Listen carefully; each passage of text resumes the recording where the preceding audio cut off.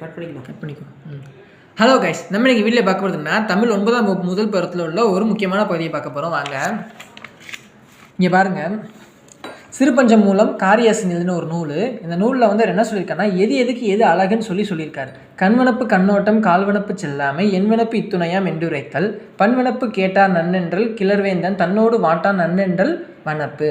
அதாவது என்னென்னா, கண்ணுக்கு இரக்கம் கொள்வது அழகு, காலுக்கு பிறரிடம் இறந்து செல்லாமை அப்படின்னா யாசகம் கேட்டோ பிச்சை கேட்டோ போகக்கூடாது.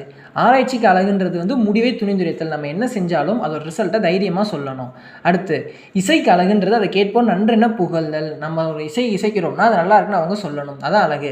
அதே மாதிரி அரசனுக்கு அழகுன்றது குடிமக்களை வருத்தாமல் வாழணும் அப்படின்னு சொல்லி மக்கள் புகழணும், அதுதான் குடிமக்கள், அதாவது அரசனோட அழகு.